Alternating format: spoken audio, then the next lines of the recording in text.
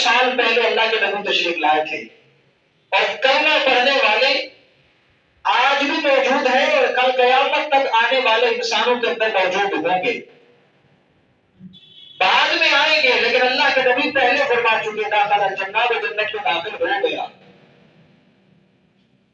اس کا مطلب یہ ہے، محدثین کرام نے لکھا ہے کہ جس طرح ماضی کے اندر یعنی گزرے ہوئے زمانہ میں کوئی کام ہو جائے اس میں کسی طرح کا کوئی شک نہیں ہو سکتا، آنے والے کام میں شک ہو سکتا ہے کہ پتہ نہیں یہ بندہ کرے گا یا نہیں کرے گا، کل کا چاند یا سورج دیکھے گا یا نہیں دیکھے گا، لیکن گزشتہ کل جو ہم نے سورج دیکھا ہے اس کا انکار نہیں کیا جا سکتا۔ فرمایا داخلہ، ماضی کا صیغہ بولا، داخل ہو گیا، مطلب جس نے کلمہ پڑھ لیا اس کے بھی جنت میں داخل ہونے میں کوئی شک اور تردد نہیں ہے، یہ ضرور جنت میں جائے گا۔ لیکن علماء کرام نے لکھا ہے ایک ہوتا ہے دخول اولی، کہ جیسے ہی یہ قیامت کے دن آئے گا بغیر حساب کتاب کے اللہ اس کو جنت میں داخل فرما دیں گے۔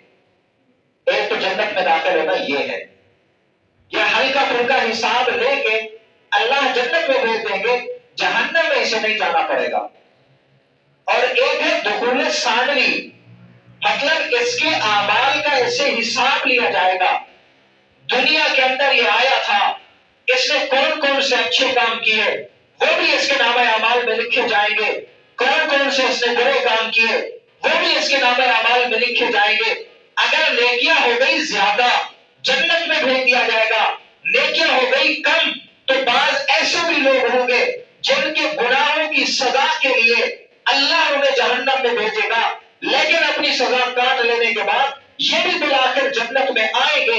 یہ جنت میں آنا بھی اسی کلمے کی بدولت ہوگا، اس لیے کہ جس جہنم میں یہ پڑے ہوں گے وہاں تو ایسے لوگ بھی ہوں گے جو بغیر کلمے کے اس دنیا سے چلے گئے تھے، کفر پہ زندگی گزاری اور کفر پہ مر گئے، اور اس وقت جہنم میں جب وہ دیکھیں گے کہ ایمان والا کلمے کی بدولت یہاں سے نکال کے جنت میں بھیجا جا رہا ہے تو قرآن کریم کے اندر موجود ہے، وہ بھی خواہش کریں گے کہ کاش ہم دنیا میں یہ کلمہ پڑھ لیتے کہ آج ہم بھی جہنم سے نکال کے جنت میں بھیج دیے جاتے ہیں۔ تو اللہ کے نبی نے خوشخبری سنائی ہے، فرمایا جس نے کلمہ پڑھا ہے نا وہ جنت میں جائے گا، داخل ہو گیا۔ اسی طریقے سے ہمارے اسلام کا دوسرا رکن نماز ہے۔ نماز کے بارے میں بھی اللہ کے نبی نے بہت خوشخبریاں سنائی ہیں۔ احادیث مبارکہ کے اندر فضائل اعمال کے اندر آپ لوگ پڑھتے رہتے ہیں کہ 5 وقتہ نماز کو 5 نہروں کے ساتھ مشابہت دی گئی ہے کہ جو بندہ روزانہ 5 نہروں کے اندر غسل کرتا ہے یا ایک نہر میں 5 دفعہ غسل کرتا ہے تو جیسے اس کے جسم پہ بال کچل نہیں رہتا، ویسے فرمایا نمازی کے نامہ اعمال میں گناہ نہیں رہتے۔ یہ بھی بہت بڑی خوشخبری ہے۔ اسی طریقے سے اسلام کا رکن حج ہے۔ حج کے بارے میں بھی اللہ کے نبی نے بڑی خوشخبری سنائی، فرمایا جو بندہ حج کرنے کے لیے آتا ہے اور اللہ رب العالمین اس کا حج قبول فرما لیتے ہیں تو فرمایا وہ ایسے ہے جس طرح جب حج کر کے واپس جا رہا ہوتا ہے تو وہ اس طرح ہوتا ہے جس طرح بچہ اپنی ماں کے پیٹ سے دنیا میں آ رہا ہوتا ہے۔ جیسے بچے کے نامہ اعمال میں کوئی گناہ نہیں ہوتا ویسے حاجی کے نامہ اعمال میں بھی کوئی گناہ نہیں ہوتا جس کا حج قبول ہو جائے۔ اسی طریقے سے زکات کے بارے میں اللہ کے نبی نے خوشخبریاں سنائی ہیں، فرمایا جو بندہ زکات ادا کرتا ہے اس کا مال پاک ہو جاتا ہے، جو زکات ادا کرتا ہے اس کے مال کے اندر جو بقیہ مال ہے اللہ کی طرف سے برکت پیدا ہو جاتی ہے، جو زکات ادا کرتا ہے اس کا جو بقیہ مال ہے وہ آفات سے محفوظ ہو جاتا ہے، نہ آسمانی آفات ان پہ آتی ہے اور نہ ہی دنیا میں کوئی آدمی اس کے مال کو ہاتھ لگا سکتا ہے، چوری اور ڈکیتی کی واردات ہوتی ہے۔ گویا کہ جب کسی نے اپنے مال کی زکات ادا کر دی اللہ کی طرف سے اس کے مال کی حفاظت کی جاتی ہے، یہ بھی خوشخبری ہے۔ اسی طریقے سے روزہ دار کے لیے اللہ کے نبی نے خوشخبریاں سنائی ہیں۔ اسی طریقے سے اللہ رب العالمین کے نبی نے مختلف اعمال پہ بھی خوشخبریاں سنائی ہیں، اس لیے کہ آپ مبشر بن کے آئے ہیں، خوشخبری سنانے والے۔ اور قرآن کریم کے اندر بھی موجود ہے کچھ خوشخبریاں جو اللہ نے بھیجی، اللہ کے نبی نے ہمیں بتائی، فرمایا من یتق اللہ یجعل لہ مخرجا، جو تقوی اختیار کرتا ہے اس کے لیے ایک خوشخبری یہ ہے، جب کبھی وہ کسی مصیبت میں پھنس جاتا ہے اللہ اس کے لیے نکلنے کی راہیں پیدا کر دیتے ہیں۔ وَيَرْزُقْهُ مِنْ حَيْثُ لَا يَحْتَسِبُ، اللہ اس کو وہاں سے رزق عطا فرماتے ہیں جہاں اس کا وہاں پہ گمان ہی نہیں ہوتا۔ یا اس کا دوسرا معنی یہ ہے کہ اللہ اس کو بے حساب رزق عطا فرما دیتے ہیں۔ ہمارے بزرگوں کے اندر ایک نام ہے ابن العربی رحمہ اللہ کا، بہت بڑے مفسر بھی تھے، محدث بھی تھے، علامہ ابن العربی۔ آج کل کے زمانے میں جب مسائل دیکھے جاتے ہیں نا تو ان لوگوں کا حوالہ دیا جاتا ہے۔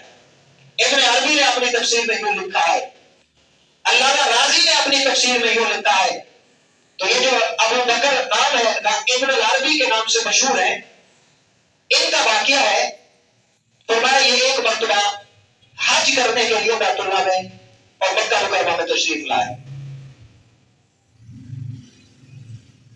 حج کے ایام تھے، ان کے پاس ذات راہ، تبلیغی جماعت میں جیسے کہتے ہیں نا برکت، وہ جو برکت اور سامان تھی وہ لے کے آئے تھے، وہ ختم ہو گیا۔ اب ان کے پاس کھانے پینے کو کچھ نہیں ہے۔ 3 دن فاقہ میں گزر گئے، 3 دن۔ سب ہم اللہ کے فضل سے مسلمان ہیں، روزہ رکھتے ہیں، تو آپ اندازہ لگا سکتے ہیں کہ پچھلی جو گرمیاں گزری ہیں 15 یا 17 گھنٹے کا دن ہوتا تھا، وہ کیا کیفیت ہوتی تھی۔ 3 دن گزر گئے۔ ایک دن اپنے مکان سے اٹھے، خیال آیا کہ جائیں اللہ رب العالمین سے جا کے مانگتے ہیں، اللہ کہیں نہ کہیں سے کچھ انتظام فرما دیں گے۔ یہ اٹھے ہیں، پاؤں لڑکھڑا رہے ہیں، جسم میں چلنے کی سکت نہیں ہے، لیکن اللہ کے گھر کا طواف کر رہے ہیں۔ طواف کرتے کرتے ان کو ایک تھیلی ملی ہے جو وہاں پہ پڑی ہوئی تھی، انہوں نے وہ تھیلی اٹھائی، جب اٹھا کے دیکھا تو اس میں اعلیٰ قسم کے قیمتی موتیوں کا ہار تھا۔ ہار اس میں موجود تھا۔ اس موقع پہ شیطان بڑا دشمن ہے، بڑے بڑے لوگوں پہ حملے کرتا ہے۔ شیطان کہنے لگا یہ اللہ کی طرف سے مدد آئی ہے، اسے اٹھاؤ، بیچو اور استعمال کرو۔ لیکن چونکہ بہت بڑے فقیر بھی تھے اور بہت بڑے عالم بھی تھے، تو دل میں خیال آیا کہ یہاں جو پڑی ہے چیز یہ تو کسی کی گری ہوگی نا، اس لیے میرے لیے استعمال کرنا اس کا مناسب اور جائز نہیں ہے۔ اعلان کرانا شروع کر دیا کہ اگر کسی کا ہار گرا ہو، یہاں پہ پڑا ہوا مجھے ملا ہے تو وہ مجھ سے لے لے۔ ایک آدمی ان کے پاس آیا، اس نے نشانیاں بتائی تو ابن العربی رحمہ اللہ نے وہ ہار ان کے حوالے کر دیا۔ جب ہار انہیں دیا تو اس بندے نے بطور انعام کے انہیں کچھ رقم دینا چاہی، لیکن علامہ ابن العربی رحمہ اللہ نے وہ رقم بھی لینے سے انکار کر دیا۔ اس لیے فرمایا کہ یہ ہار میری ذمہ داری تھی کہ میں اس کے مالک تک پہنچاؤں، اعلان کروں، میں اس نیکی کے بدلے تم سے دنیا کی کوئی اجرت طلب نہیں کرنا چاہتا، میں اس کا بدلہ اپنے رب سے لوں گا۔ فاقہ ہے، 3 دن کے بھوکے ہیں، پھر بھی یہ کیفیت ہے کہ کسی سے نیکی کی اجرت نہیں لی اور نہ مانگی ہے۔ جب اس طرح کی انسان قربانی دے دیتا ہے نا، پھر اللہ کی طرف سے مدد آتی ہے۔ اللہ کی طرف سے مدد آ گئی، وہ جو بھوک پیاس کے دن تھے وہ گزر گئے۔ اب علامہ ابن العربی رحمہ اللہ بحری جہازوں کا سفر ہوا کرتا تھا، اس پہ بیٹھے ہیں اور واپس اپنے وطن کی طرف جا رہے ہیں۔ چلتے چلتے ایک جگہ پہ جب پہنچے تو وہاں پہ طوفان آیا اور جس جہاز پہ وہ سوار تھے وہ ٹوٹ گیا۔ اکثر لوگ اس میں سے غرق ہو گئے، دریا کے اندر ڈوب گئے، مر گئے۔ کچھ لوگ جو ہے نا اس لکڑیوں کے پھٹوں کے اوپر بچے ہیں اور وہ پتہ نہیں کہاں تو گئے۔ علامہ ابن العربی بھی بچنے والوں میں سے تھے، یہ بھی ایک پھٹے کے اوپر سوار ہوئے، وہ جھولتے جھولتے تیرتے تیرتے ایک جزیرے پہ جا کے پہنچا، کنارے لگا۔ تو یہ وہاں سے اترے، سامنے دیکھا تو کچھ لوگ وہاں پہ آباد تھے، ان کے اندر جا کے رہنا شروع کر دیا۔ اب لوگ ان کے پاس آئے، آپ مسافر ہو، ہم آپ کی امداد کرنا چاہتے ہیں۔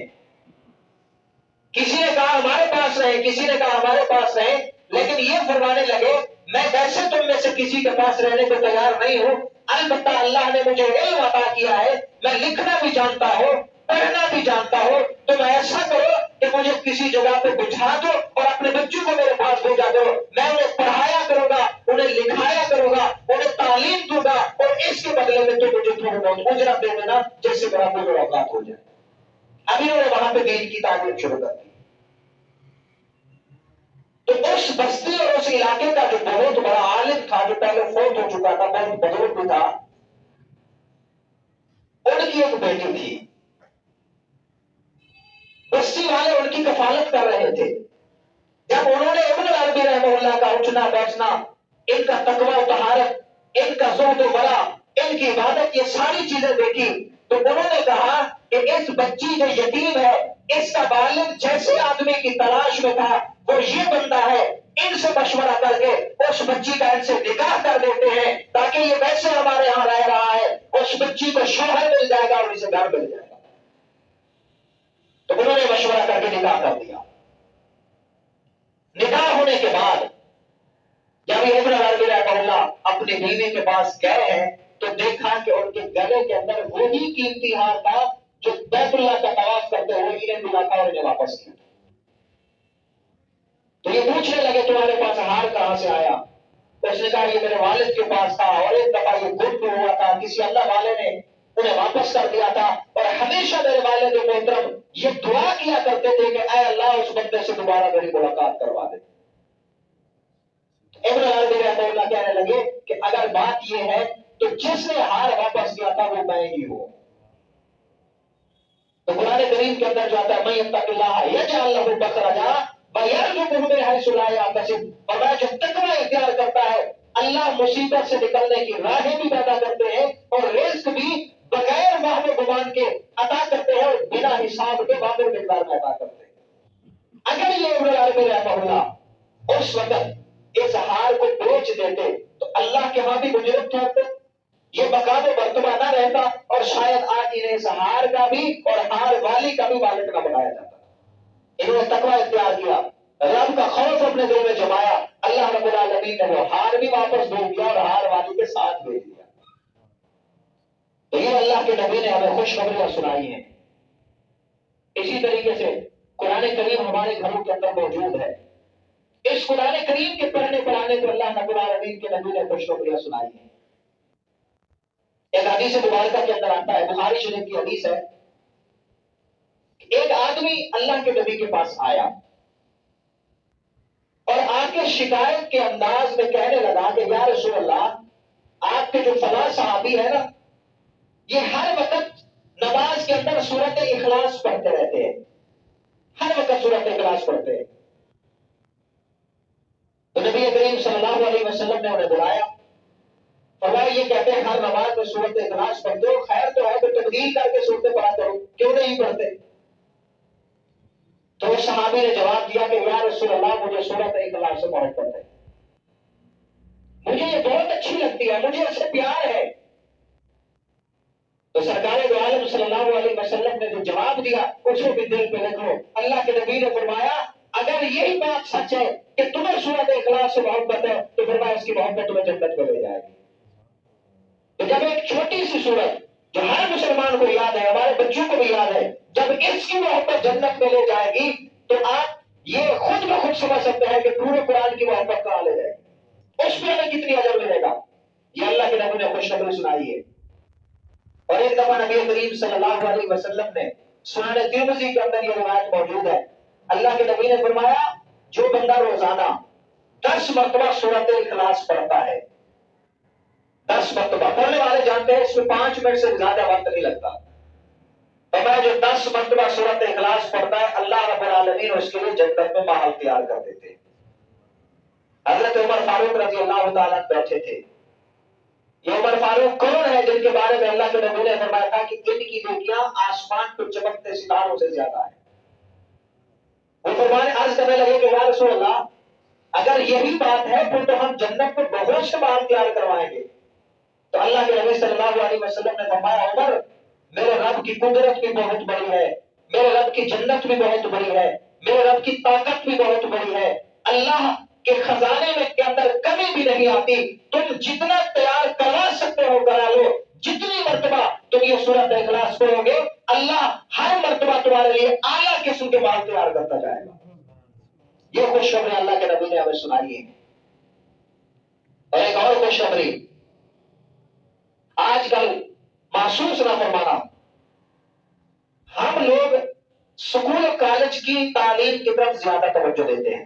ضرورت بھی ہے، دینی بھی چاہیے، ہم اس کا انکار نہیں کرتے، لیکن ہر خاندان والوں کو، خاندان کے بڑوں کو آپس میں بیٹھ کے مشورہ کر کے اپنے خاندان میں سے ایک حافظ قرآن بھی بنانا چاہیے. نبی کریم صلی اللہ علیہ وسلم نے فرمایا کل قیامت کے دن جب روز معاشر قائم ہوگا تو اللہ رب العالمین حافظ قرآن کے والد کے سر پہ تاج رکھیں گے، اور یہ تاج، اس کی چمک اتنا زیادہ ہوگی کہ لوگ حیران ہو جائیں گے. دنیا کے سورج سے بھی زیادہ وہ چمکدار ہوگا، اور دیکھنے والے کہیں گے ارے یہ تو ولی ہے، نبی ہے، یہ کون ہے جس کے سر پہ اتنا روشن تاج رکھا گیا ہے. آج کل آپ دیکھتے ہیں سیاسی لوگوں کا پروٹوکول، بزنس مین کا پروٹوکول، دنیا دار کا پروٹوکول، اور کل قیامت کے دن جس کے سر پہ تاج رکھا گیا ہے، جس کو اللہ نے پروٹوکول دیا ہے، ان میں سے بعض لوگ ایسے بھی ہوں گے، ہم ادارے میں بیٹھ کے پڑھانے والے ہیں، بعض بچوں کے والدین ایسے بھی آتے ہیں ارے جن کو ڈھنگ سے بولنا بھی نہیں آتا، انہیں پتہ بھی نہیں ہوتا کہ تہذیب کے ساتھ کیسے گفتگو کرنی ہے، جسم پہ لباس کیسا پہننا ہے. ان کے ہاتھوں پہ دیکھو تو میل جمی ہوئی ہوتی ہے. بعض مزدور ایسے بھی ہوتے ہیں جن کے ہاتھ پھٹے ہوئے ہوتے ہیں، لیکن حفاظ کے والدین ہیں. اللہ کے نبی کی اس خوشخبری کے مطابق یہی لوگ ہوں گے جو کل قیامت کے دن میدان معاشر میں لوگوں کے لیے رشک کی نگاہوں سے دیکھے گئے ہوں گے، اور اللہ نے ان کا اعزاز کیا ہوگا. یہ عام سے بندے، یہ عام سے لوگ، مزدور قسم کے لوگ. اور اس کے علاوہ اللہ کے نبی نے فرمایا اللہ حافظ قرآن کا ایک اور بھی اعزاز کریں گے. وہ اعزاز یہ ہوگا، رب العالمین فرمائیں گے کہ اپنے خاندان کے 10 بندوں کی سفارش کر کے ان کو اپنے ساتھ جنت میں لے جائیں. اور یہ 10 بندے کون سے ہوں گے؟ جن کے نامہ اعمال میں سوائے کلمے کے اور کوئی نیکی نہیں ہوگی، جب جہنم کا فیصلہ ہو چکا ہوگا. حافظ قرآن ان کو ساتھ لے جائے گا. یہاں محدثین کرام نے ایک اور بات لکھی ہے، میں کوشش کیا کرتا ہوں آپ کو مستند باتیں بتاؤں اور جن سے فائدہ ہو وہ باتیں کروں. محدثین کرام نے لکھا اس حدیث کی تشریح میں، فرمایا کہ ان خاندان کے لوگوں میں سے اگر کوئی بندہ ایسا ہے جو اس کے حفظ قرآن پہ خوش نہ تھا، جس نے اس کے والد کو مشورہ دیا تھا کہ کیوں حافظ بنا رہے ہو، کہاں سے کھائے گا. میں نے اپنے علاقے میں بعض بندوں کو ایسا کہتے ہوئے سنا ہے، مجھے یہ بات پہنچائی گئی ہے کہ اس کی بہن نے اگر اپنے بچے کو قرآن کریم پڑھنے کے لیے بھیجا ہے تو وہ کہنے لگے کیوں اس کو مولوی بنا رہی ہو، ہماری عزت ہے، ہمارا مقام ہے، لوگ کیا کہیں گے کہ ان کے گھر میں روٹی نہیں ہے کہ انہوں نے مدرسے میں پہنچا دیا ہے. آج بھی ایسے لوگ موجود ہیں. تو اس حدیث مبارکہ کے مطابق محدثین کرام نے لکھا کہ جو بندہ کسی حافظ کے حفظ پہ خوش نہیں ہوگا، قیامت کے دن اللہ اس حافظ کو منع کر دیں گے کہ اس کے بارے میں سفارش نہیں کرنی، اس کو جنت میں ساتھ نہیں لے جانا. تو اس لیے حفاظ کو دیکھ کے خوش ہوا کرو. اپنے خاندان میں سے کم از کم ایک حافظ بنا لو تاکہ کل قیامت کے دن تمہاری بھی سفارش کر کے جنت میں لے جا سکے. اور فرمایا جو عالم ہے جسے آج ہم کچھ بھی نہیں سمجھتے. آج بھی ایک بندہ کہہ رہا تھا، آج ابھی یہاں آنے سے پہلے کسی دوسرے مولوی کو میں نے اپنے کانوں سے سنا ہے، کہتا ہے اگر مولوی بخشے گئے نا تو ہم ان سے پہلے بخشے جائیں گے. یہ آج کی بات ہے. میں نے کہا جس کا ذہن یہ ہے، کچھ وقت بھی نہیں تھا، اسے کیا سمجھائیں. یہ مولوی بننا اپنے بس میں نہیں ہے، اللہ جسے چاہتا ہے بناتا ہے. تو فرمایا جو عالم ہے نا وہ 70 بندوں کی سفارش کر کے جنت میں لے جائے گا. عالم با عمل 70 بندوں کی سفارش کر کے. اب آپ بتائیں، حافظ بھی ہے اور عالم بھی ہے، ایک خاندان کے 80 افراد کو جنت میں لے گیا ہے، اور یہ 80 افراد وہ ہیں جن کے لیے جہنم کا فیصلہ ہو چکا ہوگا. خاندان کے تقریباً اتنے ہی لوگ ہی ہوتے ہیں، اور ان میں سے کچھ ایسے بھی تو ہوں گے نا جو اپنے اعمال کی وجہ سے جنت میں جا رہے ہوں گے. تو کتنی بڑی غنیمت ہے کہ ہر خاندان میں حافظ بھی ہونا چاہیے اور عالم بھی ہونا چاہیے.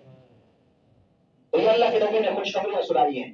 میں ایک واقعہ آپ کو عرض کر دیتا ہوں. یہ جو حفظ قرآن ہے نا، اس کا جو مقام ہے یہ دنیا کی سلطنتوں سے بڑھ کے ہے، سلطنتوں سے. औरंगजेब बादशाह आलमगीर ये बहुत बड़ा नेक बादशाह भी था मुगलिया खानदान का। 12,000 अहादीस इसको याद थी। इसी ने किसी सियासी बुनियादों पर अपने वालिद को कैद में डाल दिया। फिर ख्याल आया कि जब मेरा अब्बा, मैंने ही उसे जेल में डाला है, तो मेरे ये आमाल, मेरी ये इबादत, मेरी ये लोगों की खिदमतें, ये कहां से बोलोगी? जब वालिद ही नाराज है तो उसे राजी करना चाहिए। इसने अपने खुदाम भेजे, उन्हें तोहफे तहफ देके कि जाओ मेरे वालिद को पेश करो। वहां जेल में सारी सहूलियात थी, लेकिन फिर भी राजी करना चाहता था। कहा तोहफे पेश करो कि बेटे ने भेजे हैं। वो गए, उन्होंने जाके तोहफे दिए, खास खुशी का इजहार नहीं किया उन्होंने। खुदाम वापस आया, कहता असर नहीं हुआ। कहा चले। आलमगीर ने अपने बच्चे को मदरसे में दाखिल करा दिया और उसे हिफ्ज़ कुरान शुरू करा दिया। जब इसका बेटा हाफिज बन गया तो इसने अपने बाप के पास पैगाम भेजा कि मैंने अपने बच्चे का हिफ्ज़ तुम्हें तोहफे में दिया है, आज तुम्हारे लिए खुशखबरी है कि तुम हाफिज के दादा बन चुके हो। वो सोया हुआ था जिस वक्त लोग उसे ये पैगाम पहुंचाने के लिए गए। वो उठ के बैठा है, उसने कहा मेरे बच्चे को बहुत अच्छा किया, लेकिन राजी नहीं हुआ, खास खुशी का इजहार नहीं किया। जब खुदा वापस आए हैं ना, उन्होंने कहा कि खुशी का इजहार तो किया है, लेकिन अभी भी मुकम्मल नहीं। आलमगीर बादशाह ने खुद हिफ्ज़ कुरान शुरू कर दिया। वक्त का बादशाह है, बाप को राजी करने की फिक्र है, खुद हिफ्ज़ कुरान शुरू कर दिया। कुछ अरसे के बाद जब हाफिज बन गया, अब अपने खुदाम को भेजा कि जाओ मेरे बाप को कह दो कि आपका बेटा अपना हिफ्ज़ कुरान तुम्हें तोहफे में पेश करता है, और तुम्हारे लिए मैंने ये किया है ताकि कल क़यामत के दिन मेरे वालिद के सर पे दुनिया का ताज नहीं, आखिरत का ताज सजाया जाए। ये दुनिया की सल्तनत क्या है, ये तो तुम इस पर रह भी चुके हो, तुम्हें मिली भी है। जब आलमगीर बादशाह के खुदाम पहुंचे हैं, उन्होंने जाके आलमगीर के मालिक को ये बात बताई है। सोए हुए थे, उठे हैं, झूमने लग गए हैं और झूम के कहने लगे कि जाओ मेरे बेटे को कह दो दुनिया की सल्तनत के बदले में तुमने ये जो आखिरत की सल्तनत और ये ताज मुझे दिया है ना, मैं तुम पे खुश भी हूं, राजी भी हो गया हूं और तुम्हें माफ भी कर दिया है। तो ये तो आम सल्तनत या आम एजाज नहीं है हिफ्ज़ कुरान। अल्लाह ने अपने नबी को खुशखबरी देने वाला बना के भेजा है, और ये हमारे लिए खुशखबरियां हैं, और ये खुशखबरियों का सामान हमारे घरों के अंदर मौजूद है। यहां मैं एक और बात की छोटी सी गुजारिश करता चलूं। बाद अहबाब ऐसे भी हैं, और हम मुसलमानों का ईमान है कि जब अल्लाह और अल्लाह के रसूल की बात आती है ना, दिल में जज्बा पैदा होता है कि हम भी ये अमल करें, लेकिन हालात ऐसे नहीं होते कि उसमें अमल किया जा सके। मिसाल के तौर पर एक आदमी है, बूढ़ा है, अब उसके बच्चे भी जवान हो चुके हैं, वो उनको हाफिज नहीं बना सकता। इस एजाज को हासिल करने की एक और सूरत भी है।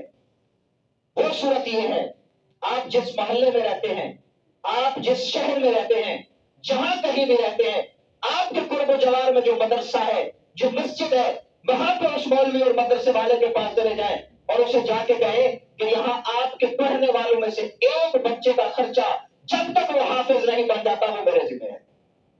जैसे आप अपनी फैमिली और अफराद के अखराजात बर्दाश्त कर रहे हैं, वहां नामजद करके किसी एक बच्चे का आखिर तक का खर्चा बर्दाश्त करें। जब ये हाफिज बन जाएगा, अल्लाह आपको भी एजाज अता फरमा देंगे। परवरदिगार आलम से दुआ है कि अल्लाह मुझे आपको अमल करने की तौफीक अता फरमाए। व आखिर दावाना अनिल हम्दुलिल्लाहि रब्बिल आलमीन।